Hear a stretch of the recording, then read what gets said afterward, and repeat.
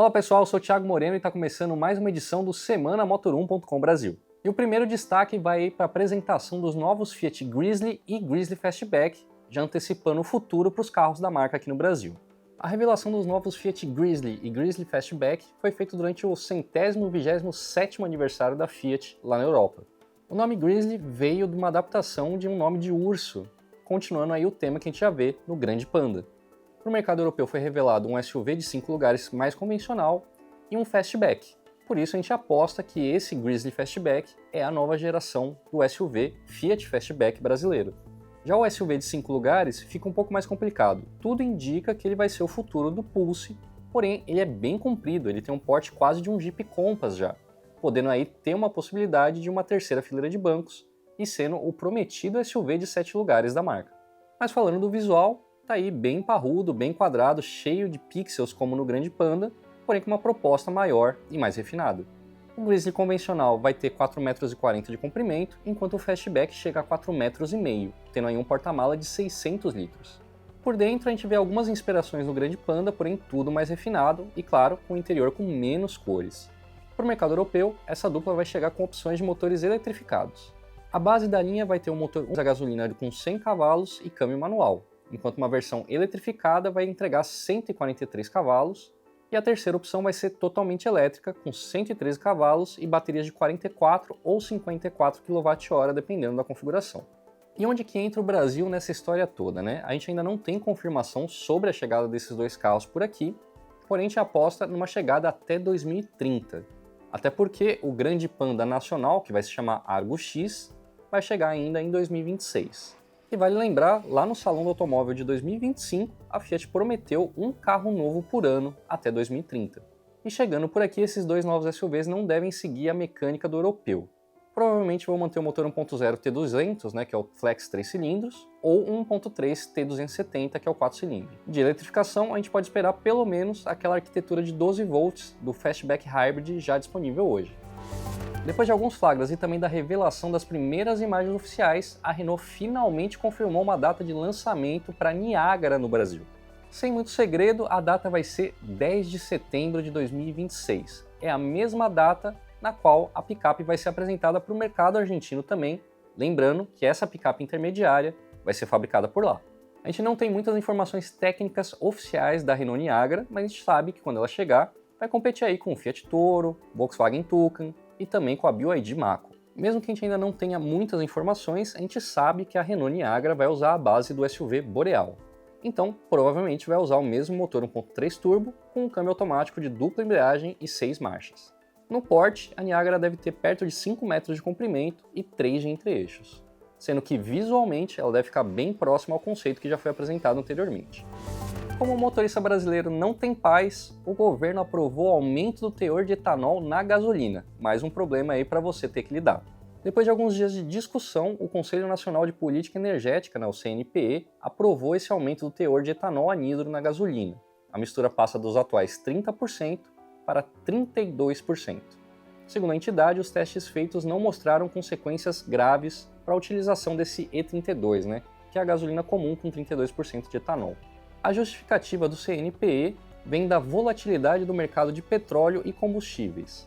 Segundo o Ministério de Minas e Energia, o uso do E32 pode economizar até 500 milhões de litros de combustível importados por mês, e isso basicamente elimina a necessidade de importação de gasolina. Já para a indústria de cana-de-açúcar, estima-se que essa mudança vai aumentar em aproximadamente 1 bilhão de litros por ano a demanda por etanol. Mas nem todas as notícias são ruins. Esse aumento para 32% de etanol na gasolina tem validade de 180 dias, podendo ser prorrogado uma vez por mais 180 dias. Essa semana também teve flagra e dessa vez a gente viu o GWM Tanque 400 rodando no estado de São Paulo. As imagens que vocês estão vendo são do Gerson Borini, o editor de teste do portal Autoentusiastas. E o Tanque 400 provavelmente vai ser o topo de linha da GWM no Brasil, chegando nos próximos meses. É um SUV com quase 5 metros de comprimento, um entre-eixos de 2,85 m, 1,96 m de largura e 1,90 m de altura. Por dentro, a gente já viu esse carro em outras ocasiões, principalmente na China, e ele é bem mais refinado, usando elementos aí do Way 07. Fica aí o destaque para o ar-condicionado com comandos individuais incluindo a segunda fileira, a multimídia com tela de 16,3 polegadas e o quadro de instrumentos de 12,3 polegadas aliado a um heads-up display. Por aqui, a mecânica escolhida deve ser a híbrida, já que o Aval H9 tem essa função de atender o público que é o motor a diesel. Nesse caso, o tanque 400 poderia vir equipado com motor 2.0 turbo a combustão ligado ao sistema Hi4T, similar ao do tanque 300.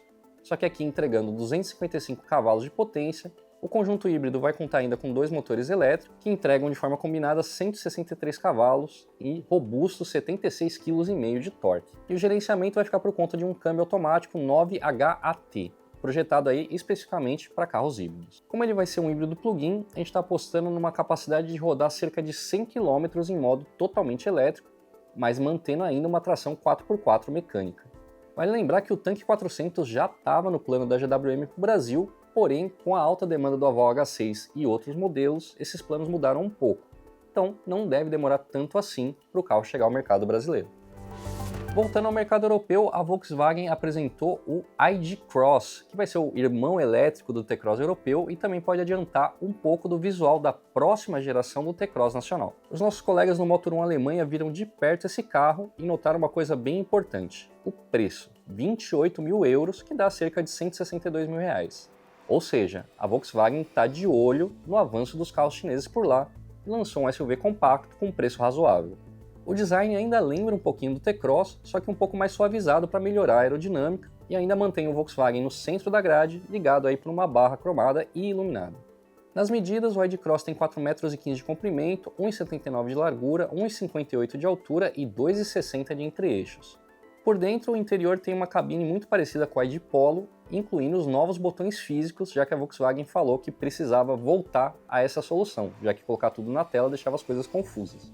Na parte de propulsão, o ID. Cross vai usar um conjunto também muito similar ao ID. Polo. Aqui a gente está falando do motor elétrico APP290, não é AP, é APP290.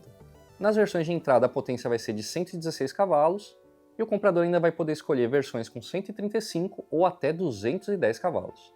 Nas opções de entrada, a bateria vai ser LFP de 37 kWh de capacidade, uma autonomia estimada de 316 km. Já as intermediárias, com motor de 135 cavalos, a bateria é a mesma. A versão completa também vem de fábrica com a bateria de 37 kWh, porém há a opção de usar uma bateria de NMC na química, com 52 kWh de capacidade. Com o motor mais potente e a bateria maior, a autonomia pode subir para 436 km. Mas essa evolução elétrica do T-Cross vai ficar basicamente na Europa. Por aqui vai servir de inspiração para o projeto Saga. E o projeto Saga é o plano da Volkswagen de trabalhar em projetos multi-energia, ou seja, tem híbrido, tem elétrico, tem eletrificado, tudo que a Volkswagen vai estudar para o mercado brasileiro. O projeto Saga em si vai dar origem a 2 SUVs inéditos produzidos no Brasil a partir de 2027. Mas para o mercado brasileiro ele deve ser maior do que o ID. Cross europeu. E o Semana Moto não teve jeito, eu tive que colocar 2 destaques. O primeiro foi a Honda, que registrou no Brasil a CB350 RS. Lá no mercado indiano, a Honda já oferece a CB350, que é uma rival direta da linha 350 da Royal Enfield. E são justamente esses modelos 350 da Royal que estão fazendo sucesso da marca aqui no mercado brasileiro. Então seria essa aí uma oportunidade da Honda atacar esse avanço da Royal Enfield no Brasil? Bem, primeiro vamos à moto que foi registrada. Essa versão RS é um pouco mais esportiva. Tem guarda-pó, as rodas são pretas, o escapamento é preto, tudo invocando um pouco mais de esportividade. E vale lembrar que uns 2 anos atrás a Honda já registrou outra moto dessa linha CB350 com linhas mais clássicas, essa inclusive já vendida na Argentina. E aí, vem pro Brasil? Acho muito difícil, tá? Por quê? É um motor específico da CB350 com um chassi específico da CB350. E a Honda fabrica quase tudo que ela vende no Brasil em Manaus. Trazer um projeto para uma moto só lá para Manaus, que já está produzindo moto, não tem mais como expandir, vai ser muito difícil. Eu, se fosse a Honda, pegava ali a base da Twister, né, com o motor 3 cilindradas, colocaria um farol redondo, tanquezinho mais bonito, e é isso, tem uma rival para a Royal Enfield no Brasil. O segundo destaque vai para a Shinerai, mas esse não é positivo. Há alguns meses a Abraciclo, que é a associação que reúne fabricantes de motocicleta, a maioria delas lá em Manaus, entrou com um processo contra a Shinerai. A entidade alegou que a marca estava aí vendendo motos sem catalisador, sem canister, sem ventilação de cárter e poluindo muito mais do que podia. A A Shinerai respondeu que esses testes estavam sendo feitos por associadas da Braciclo, então eram parciais. Só que agora a Braciclo encomendou o estudo para Marelli, que é uma empresa independente, que mediu as motos da Shinerai e elas poluíram até 30 vezes mais do que o permitido. Aqui no Motor 1 Brasil a gente vai acompanhar como essa história vai se desenrolar, mas por enquanto não tá bonito para a Shinerai. E no Momento Inside EVs dessa semana, o nosso destaque fica aí para o Geely EX2, que foi reestilizado na China e ganhou uma bateria maior. A boa notícia, isso vem para o Brasil também com a produção do carro nacional. Esse EX2 com cara nova e bateria maior foi flagrado no Brasil já. E o modelo chinês ganhou uma bateria de 47 kWh, além de novos recursos de assistência à condução. Vale lembrar que o modelo atual tem 39,4 kWh de capacidade, então a autonomia deve melhorar bastante. E também nessa semana teve a apresentação dos preços do MG4 Urban, mas essa notícia você pode entrar lá no Inside EVs Brasil para acompanhar. Por enquanto é só, pessoal, e até mais.